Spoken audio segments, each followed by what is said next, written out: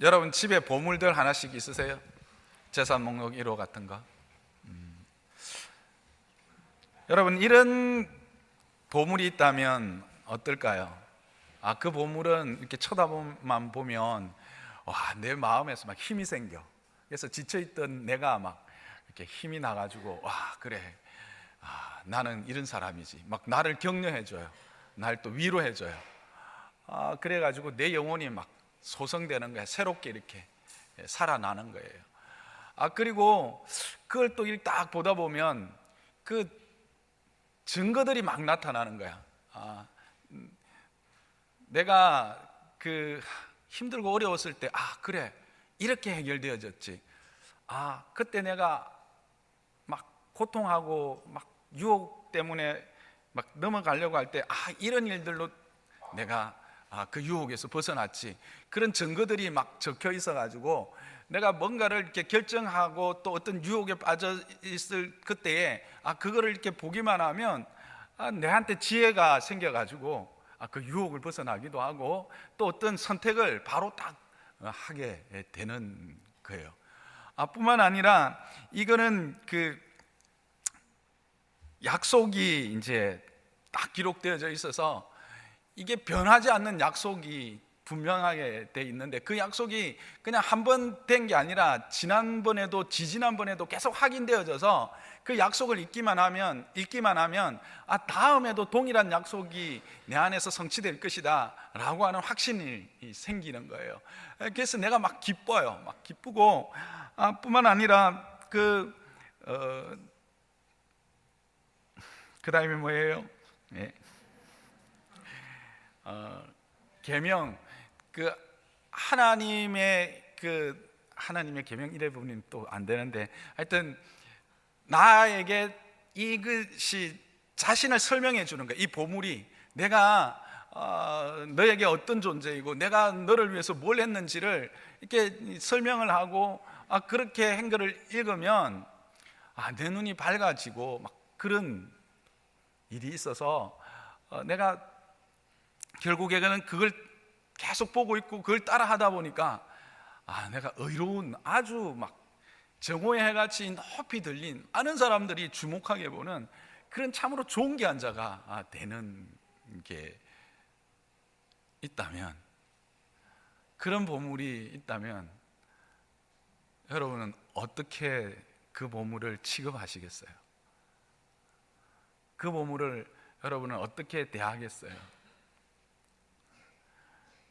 오늘 이 시편 기자는 그런 보물이 자기한테 있다고 말하고 있습니다. 그래서 이 시편 기자는 그런 보물을 자기는 금보다 더 귀하게 여긴다 그래요. 여러분 금 좋아하세요? 뭐 좋아는 안 해도 주면 싫어하진 않으시겠죠? 좋아해요. 근데 왜 금을 좋아하세요?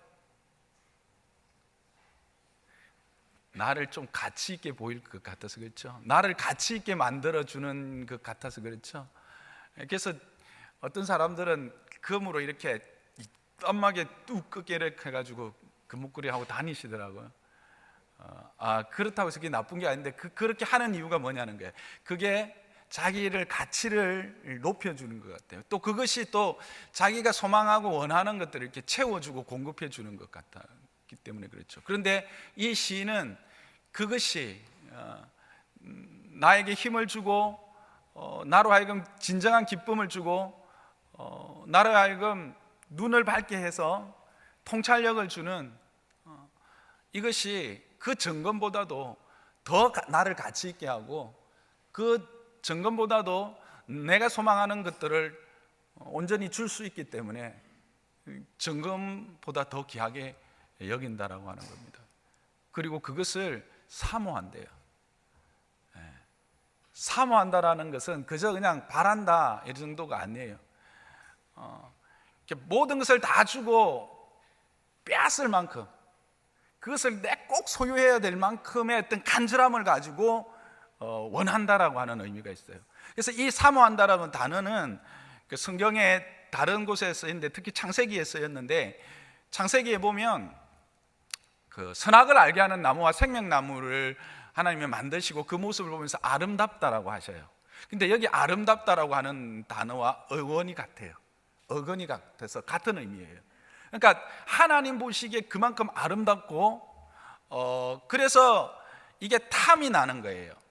그래서 그 선악과를 가지고 이게 뱀이 사단이 꼬실 때 그 하와가 딱 돌아봤을 때 그 선악을 알게 하는 나무가 탐스럽게 할 만큼 하고 지혜롭게 할 만큼 보였잖아요. 그래서 그게 이렇게 탐하게 되죠. 그때 이게 탐스럽게 할 만큼 유혹한 그 탐스럽다라고 하는 의미와 같은 뜻을 가지고 있어요. 이 말이 뭐냐 하면 이 사모한다라고 하는 게 하나님을 포기하면서까지도 소유하고 싶을 만큼의 갈망을 가지고 그것을 소유하기를 원한다, 그런 의미예요. 그만큼 간절함이 묻어 있는 거죠. 그런 사모함이 이 사람한테 있다라는 거예요. 그리고 이 사람에게 그것은 송이꿀보다도 더 달다. 송이꿀은 막 생산한 꿀을 이야기를 해요. 근데 이 송이꿀은 가장 단 것을 이제 그 비유적으로 은유적으로 표현한 건데요. 여러분, 단 것이 들어가면 기분이 어때요? 좀 지쳐 있다가도 기분이 좋아지죠. 그렇죠? 몸도 조금 이렇게 회복되는 것 같고 즐거워요. 기뻐요.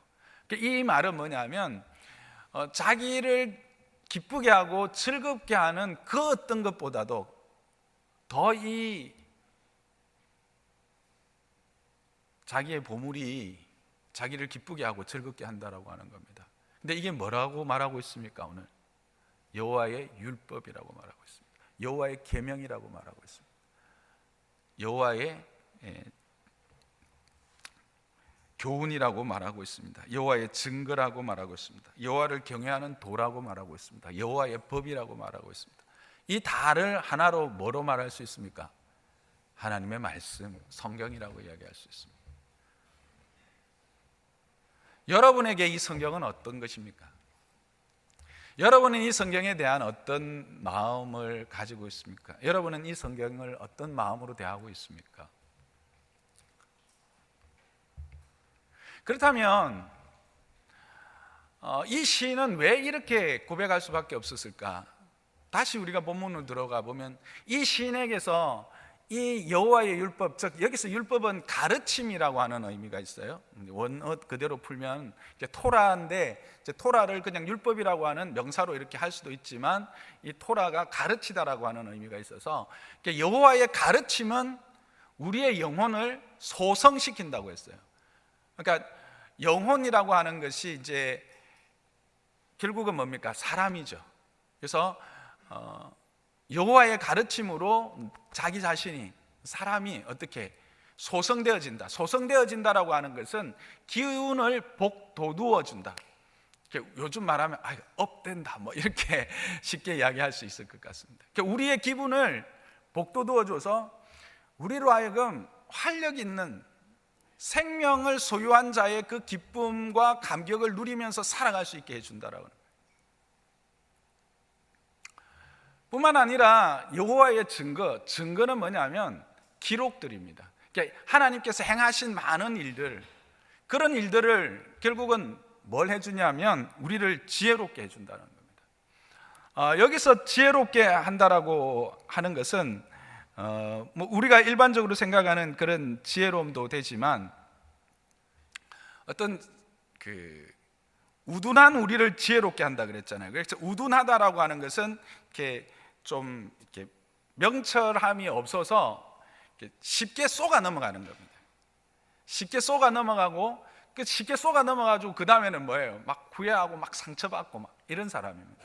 그런데 그 여호와의 증거나 여호와의 이런 가르침을 통해서 쉽게 쏘가 넘어가지 않고 쉽게 상처받지 않고 든든히 서가게 되어진다는 거예요. 그런 지혜를 얻는 거예요. 그러니까 휘말리지 않고 가야 될 길을 가는 지혜, 그런 지혜를 얻게 해 주었다라는 겁니다.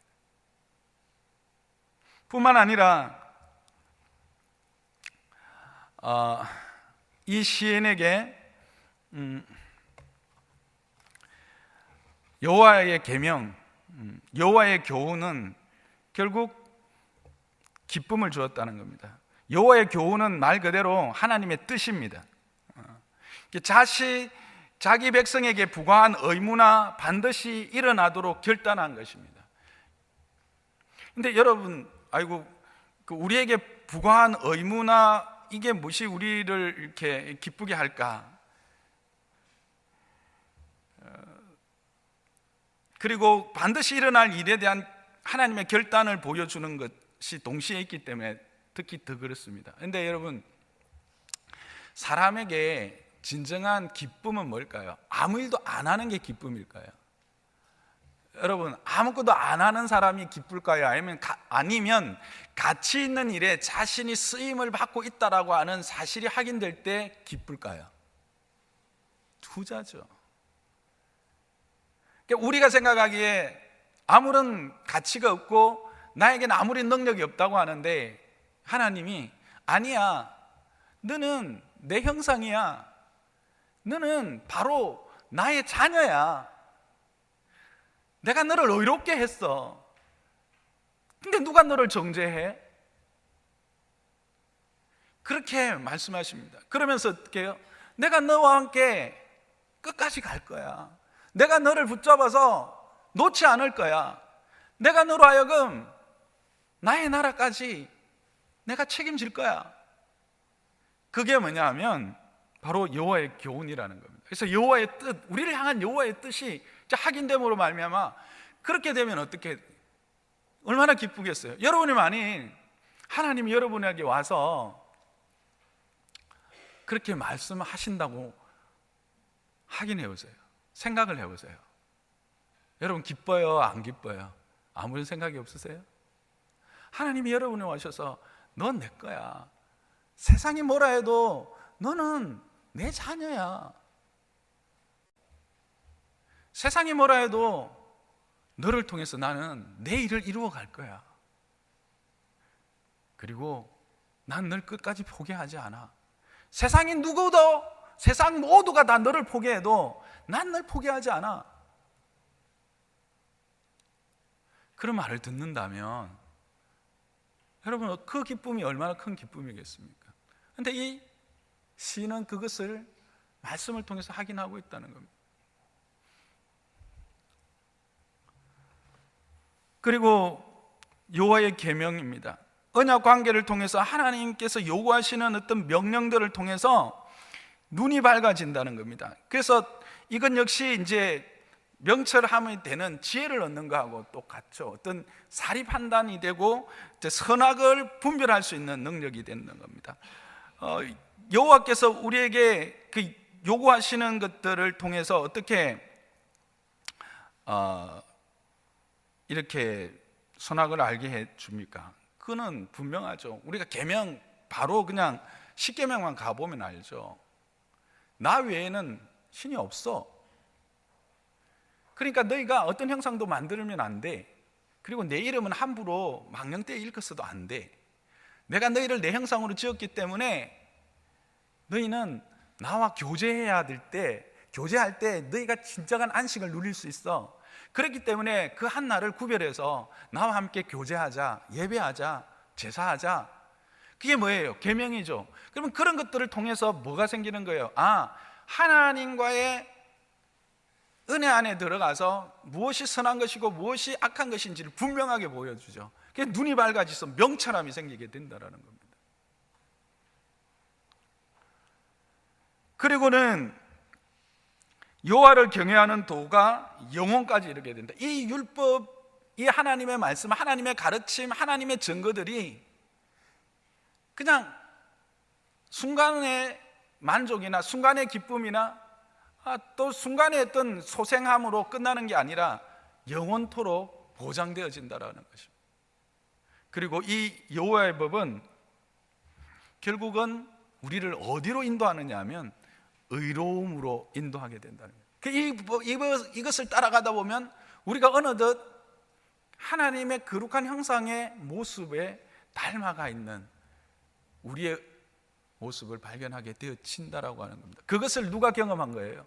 이 시인이 경험했다라고 하는 것입니다. 실제로 성경은 우리에게 그것을 말해주고 있지 않습니까? 여러분, 성경에 보면 이 말씀으로 그들의 영혼이 소생되어진 많은 증거들을 확인하게 됩니다. 그 대표적으로 그냥 우리가 딱 떠오르는 사람 여러분 누가 있습니까? 최근에 우리가 함께 살펴보았던 사마리아 여인이죠. 그가 어떤 여인이었습니까? 전에 5명의 남편과 지내다가 지금 6번째 남자와 같이 지내는 사람입니다. 물론 그 이유는 잘 알진 못합니다만, 그래서 스스로도 부끄럽게 생각하고 많은 사람들로부터도 이렇게 함께 어울리지 않는 그런 사람이었습니다. 그런 사람이 자부심이나 자긍심이 있겠습니까? 없겠죠. 그렇게 모든 사람들을 피해 다니던 그 여인이 누구를 만납니까? 예수님을 만납니다. 근데 예수님이 누구죠? 예수님이 바로 말씀입니다. 그렇죠?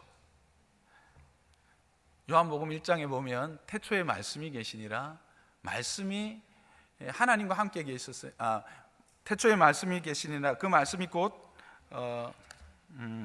하나님과 함께 계셨으니 이 말씀이 곧 하나님이시라 그랬죠. 그런데 그 말씀이 육신이 되어 우리 가운데 거하심에 그 영광을 보니 진리와 은혜가 충만하더라. 14절에 그렇게 말하고 있죠. 결국 누구를 말씀하는 거냐면 예수님이신 것이죠. 예수님 자체가 말씀이세요. 그래서 예수님을 만나서 이 여인이 어떻게 변화가 됩니까? 스스로 숨고 도망가던 이 여인이 오히려 사람들 앞에 자신을 드러내는 자로 자신이 소생되어지죠. 소성되어지죠.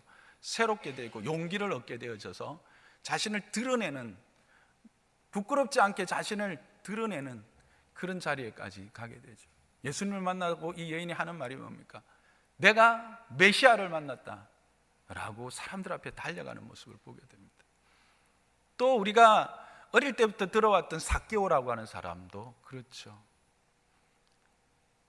그는 세리였습니다. 이게 그냥 요즘 세무소에서 근무하시는 분과는 다르죠.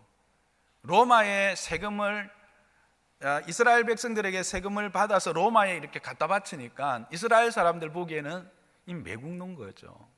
그래서 많은 사람들로부터 따돌림을 받았어요. 그런 직업상의 핸디캡뿐만 아니라 신체적인 핸디캡도 이 사람이 가지고 있었죠. 키가 너무 작아서 뽕나무에 올라가지 않고는 예수님을 볼 수가 없었던 사람입니다. 또 그래서 스스로도 자기가 죄인이라고 생각하고 그냥 억눌려 있던 이 사람입니다. 근데 이 사람이 말씀인 예수님을 만나죠. 그러니까 어떻게 됩니까? 변화하게 되죠. 자신을 드러내고 하나님의 은혜 안에서 참된 자유를 누리게 되는. 그래서 예수님이 오늘 이 집에 구원이 이르렀다라고 말하는 그 구원은 실제로 지금 시간이 없어서 다 풀지는 못하지만 그에게 진정한 자유함을 허락된 거예요. 진리를 알지니 진리가 너희를 자유케 하리라. 그것만 바로 갖다 조금 붙여도 그 진정한 자유 안에 들어가게 된 것입니다. 바울은 어떻습니까? 모세도 그렇죠. 성경 안에는 실제로 다윗도 그렇습니다. 여러분, 다윗이 대단한, 여러분은 그 왕으로 기억하지만 그는 아무런 존재가 없었던 사람입니다. 이새의 아들이 몇 명?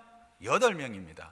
그런데 사무엘이 이새의 집에 와가지고 안수를 하려고 할 때 몇 번째까지 아들은 그 자리에 있었어요? 7명은 그 자리에 있었어요. 근데 하나님이 아무도 아니다 그러고 하니까 물어보잖아요.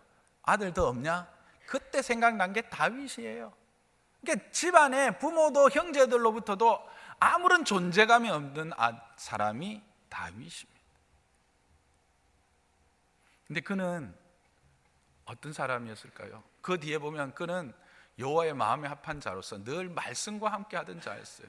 그러니까 하나님이 그를 어떻게 하십니까? 존귀케 하시죠. 높이시죠.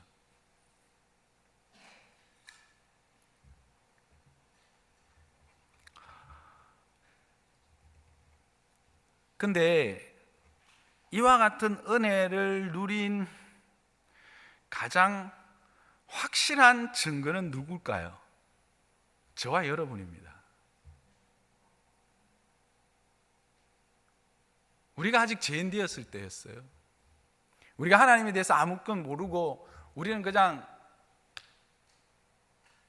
이 땅에서 길면 100년 살다가 끝날 인생으로 생각하던 우리들, 그렇게 세상의 것들을 잠시 있다가 사라질 것들을 위해서 우리의 시간과 열정을 바치며 살아가던 우리들이었죠. 그런 우리들을 영원한 것을 위해서 살아가는 존재로 바꾸어 놓았어요. 그게 뭘까요? 바로 말씀입니다. 그게 바로 예수 그리스도시죠.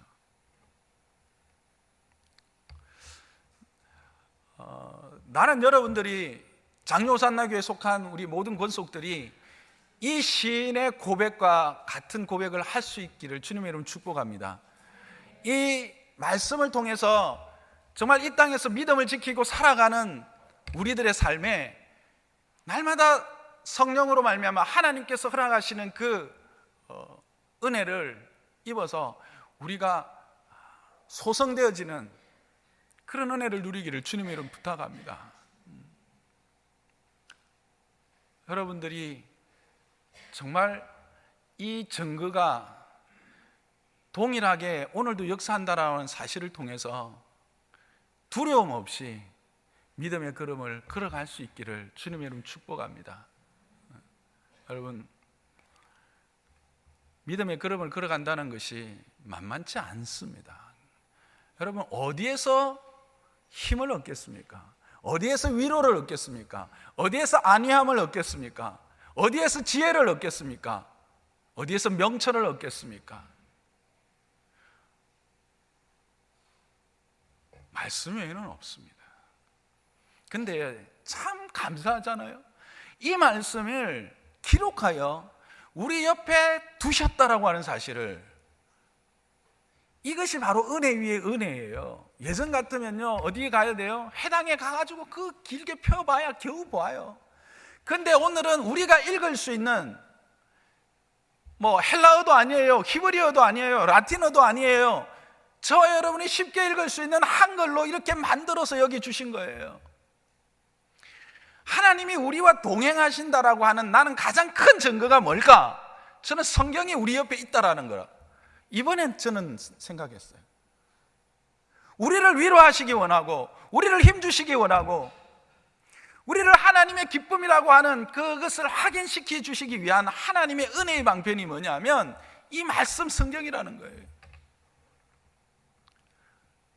저는 여러분들이 그것을 이와 같은 이 시인이 보한 것 같은 그런 은혜를 이것을 통해서 누리기를 참으로 소망합니다.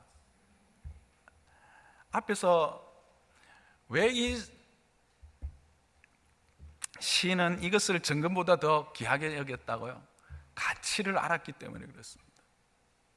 우리가 잘 안 되잖아요. 이거 왜 잘 안 읽어지죠? 가치를 몰라서 그래요. 이게 얼마나 소중한 것인지를 몰라서 그렇다는 거죠. 나는 여러분들이 이 가치를 알기를 주님의 이름으로 부탁합니다. 알기를 부탁합니다. 알아가야 합니다. 왜 우리가 이것을 쉽게 접하지 못하고 읽어도 이해가 안 되느냐 하면 이것을 모르기 때문에 그래요. 모른다라는 말은 실제로 이게 문자로 이렇게 기록되어져 있기 때문에 이 문자를 해석할 능력이 있어야 돼요. 그러려면 이 성경이 가지고 있는 정신, 성경이 가지고 있는 언어에 대한 해석 능력을 여러분들이 습득해야 합니다.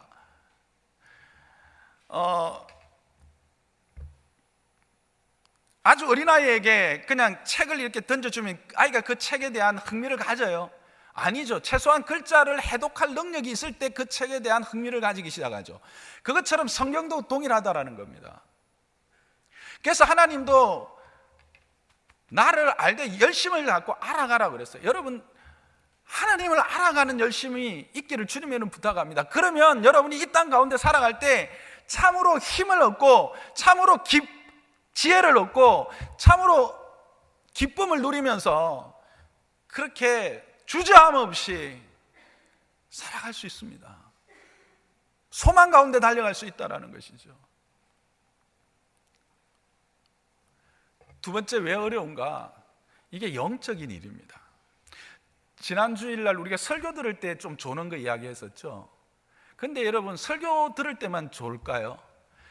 처음에 이렇게 교회 와가지고 성경을 좀 읽으라고 하길래 성경 좀 읽으면 이게 왜 그렇게 졸려요? 다른 책은 그래도 읽을 만한데 성경만 펴면 그렇게 수면제잖아요. 고개를 끄덕거리시는 분은 경험이 있는 분이고, 고개를 아예 안 끄덕거리는 분은 아예 안 읽어보신 분들이야. 왜 그러냐면 이게 영적인 일이에요. 그리고 이게 성령에 의해서 주어졌기 때문에 성령으로 말미암지 않고는 해석되어지지 않기 때문에 그렇습니다. 그 말은 뭐냐면 우리가 말씀을 대할 때 성령을 의지하고 말씀을 대해야 된다는 사실입니다. 그것을 우리가 하지 않기 때문에 그래요. 성령을 주신 이유는요, 예수 그리스도께서 하신 말씀과 그가 행하신 일이 무엇이며 그 의미를 깨닫게 하시기 위해서 우리를 주신 거예요. 우리에게 보내신 거예요. 도우시는 것에 가장 큰 도움은 바로 예수 그리스도, 말씀이신 예수 그리스도에 대하여 알게 하는 거예요. 믿게 하는 거예요. 그래서 그를 따를 수 있도록 순종할 힘까지 주시는 게 성령의 가장 큰 사역입니다. 고치고 회복시키고 이적을 베푸는 모든 것들은 다 어디로 향하고 있냐면 예수 그리스도를 알기 위한 방법일 뿐이죠. 그게 아무런 의미 없어요. 예수를 모르면 우리가 오늘 죽었다가 깨어나도 팔이 딱 잘라졌는데 갑자기 딱 붙은 능력이 있어도 그건 아무 의미가 없어요. 왜냐하면 이것은 순간이기 때문에 그래요. 잠시 있다가 사라지는 것 때문에 그래요.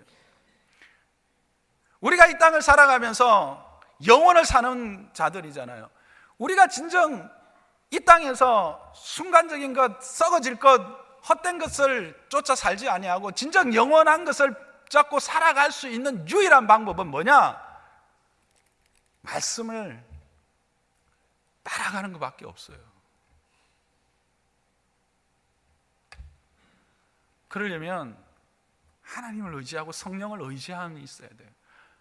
기도하고 말씀 앞에 서야 되는 거예요. 성령의 도움을 구하면서 말씀 앞에 설 때 말씀이 그와 같이 정말 순금보다 더 귀하고 사모할 것이 되고 송이꿀보다 더 단 것이 되어져서 여러분을 즐겁게 하고 여러분들에게 힘과 지혜를 주게 되어진다는 것입니다. 여러분들 그런 은혜를 누리시기를 주님 이름 축복합니다. 그래서 이런 은혜를 누린 자는 결국은 어떤 복을 받게 될까요? 그것을 가장 선명하게 보여주는 부분이 시편 1편이에요. 그렇죠? 시편 1편 2절에 보면 여호와의 율법을 주야로 묵상하는 자, 그래서 그 율법을 입술에 늘 읊조리는 자가 복을 받는다, 그렇게 되어 있어요. 실제로 이제 복되도다 이렇게 이제 시작하는데 히브리어 원에는, 그래서 그런 자가 어떤 자가 됩니까? 악인의 꾀에 넘어가지 않고요, 죄인의 길에 서지 않고요, 오만한 자리에 앉지 않게 된다라는 겁니다. 여호와의 율법이 내 입에 있는데, 지혜가 있는데 악인의 꾀에 넘어가겠어요? 유혹에 넘어갈까요? 넘어가지 않죠. 내가 거룩하니 너희도 거룩하라.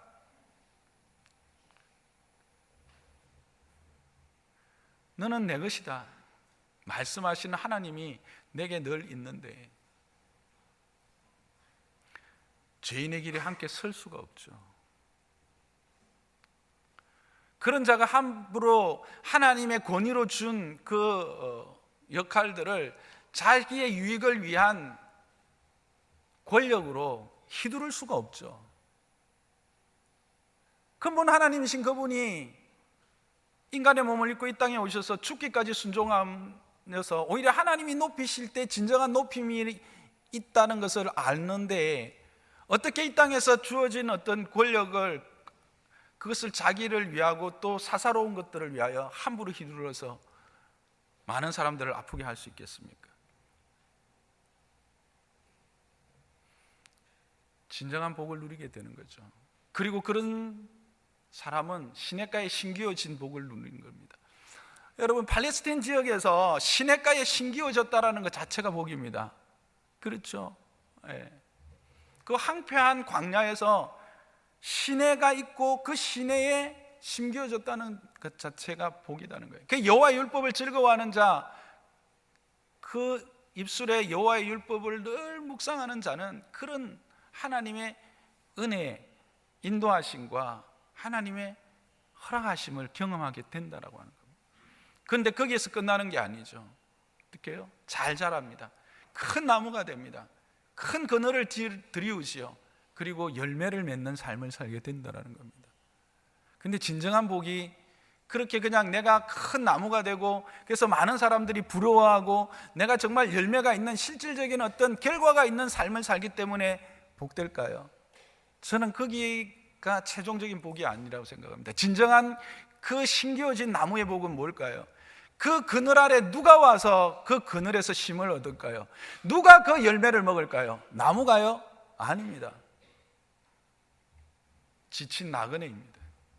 힘이 없고 그냥 어디로 가야 될지 몰라서 힘겨워하는 그런 자들이 그 그늘에서 쉬지요. 그리고 그 열매를 먹고 힘을 얻지요. 즉 누군가에게 의미가 되고 누군가에게 삶의 이유가 되고 누군가에게 살아갈 수 있는 힘이 되어주는 사람이 되기 때문에 그 나무가 복된 거예요. 누가 그렇게 된다고요? 이 여호와의 율법을 늘 마음에 품고 그 말씀을 입술에 담아서 기쁨으로 순종하는 자에게 이런 복이 주어진다는 겁니다. 저는 장로산나교회에 함께 예배하는 저와 여러분이 이런 복의 주인공이 되시기를 주님 이름 축복합니다. 그렇지 못한 자는 결국 어떻게 된다고요? 바람에 나는 겨와 같다는 겁니다. 크게 보이고요, 화려하게 보이고요, 많은 사람들이 우려려보는 것 같지만 그 모든 것은 바람에 나는 겨와 같습니다. 결국 모아져서 아궁이에 들어갈 수밖에 없는 것들입니다. 여러분, 영혼을 위해서 순간적인 것들을 버릴 수 있는 힘이 어디서 나올까요? 말씀밖에 없습니다. 이 땅에서 하나님의 은혜 안에서 영혼을 바라보며 살아갈 수 있는 능력이 어디에서 나올까요?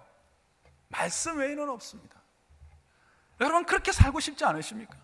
하나님의 사람답게 하나님의 은혜를 입고 하나님의 은혜를 흘러가게 하고 하나님의 능력을 경험할 뿐만 아니라 그 하나님의 능력에 사람으로서 사람들에게 정말 하나님의 은혜가 무엇인지를 보여주는, 하나님의 사람이 무엇인지를 보여주는, 하나님의 사람이 어떻게 사는지를 보여주고 그들로 하여금 닮아가고 싶어하는 그런 사람 되고 싶지 않습니까?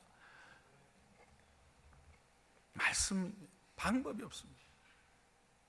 저는 장로산나교의 모든 성도들이 이 말씀을 통해서 그런 믿음의 사람, 그런 하나님의 사람 되기를 주님의 이름 축복합니다. 근데 이것은요, 큰 복이 자기에게만 머물지 않는다라고 하는 것입니다. 그와 같은 삶을 사는 그 복은요, 세대와 세대를 이어가게 됩니다. 시편 128편에 보면요, 그렇게 예루살렘으로부터 그 복이 흘러와서 세대에서 세대로 흘러가게 된다고 분명히 이야기합니다. 조금 이따가 우리도 찬양을 하겠지만요, 여러분은 여러분의 자녀에게 어떤 부모로 기억되기를 원하십니까? 저는 이걸 이제 준비하고 요즘 이제 주일 예배, 주일 이런 걸 준비하면서 내 혼자 이제 우리 가족들하고 이런 질문을 했어요.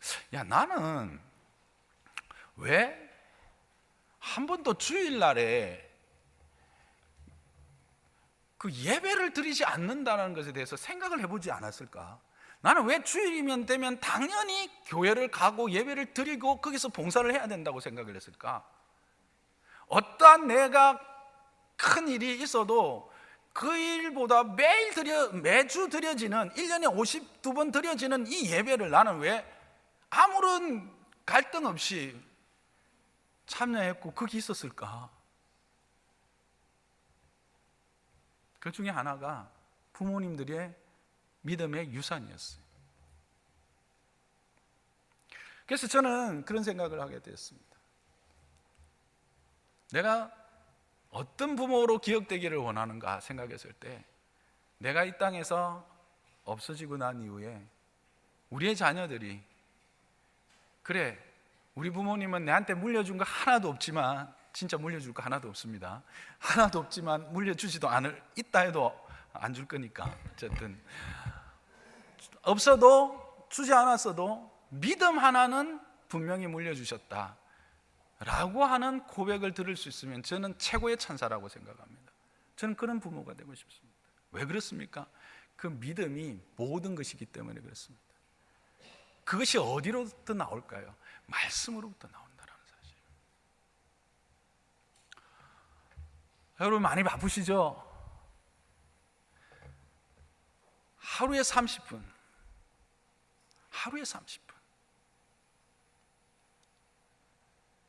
정말 이 시인처럼 그런 갈망을 가지고, 그런 사모함을 가지고, 이 세상 그 어떤 것도 다 포기하더라도 이것만큼은 내가 반드시 소유할 것이라고 하는 그런 사모하는 마음, 그런 사모하는 마음으로 말씀 앞에 서서 성령을 의지하고 그렇게 주님을 만나보십시오. 말씀을 만나보십시오. 그러면 여러분의 삶이 이 세상에서 참으로 날마다 이 소성케 하는, 내 영혼이 소성케 되어지는 은혜를 누리게 될 것입니다. 여러분이 참으로 지혜로 말미암아 명철하게 됨을 확인하게 될 것입니다. 여러분의 기쁨이, 말할 수 없는 기쁨이 여러분을 감싸게 될 것입니다.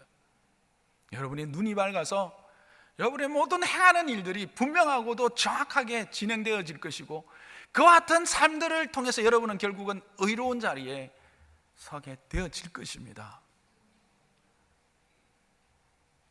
하루에 30분입니다. 애누리 좀 할까요? 좋습니다. 20분 조금 더 할까요? 그래도 20분은 해야 안 되겠습니까? 일주일에 7번 다 하기 힘드십니까? 최소한 3번이라도 하십시다. 많이 깎아드린 겁니다. 여러분, 그 어떤 것으로도 바꿀 수 없는 가치와 그 어떤 것으로도 바꿀 수 없는 즐거움이 여기에 있습니다.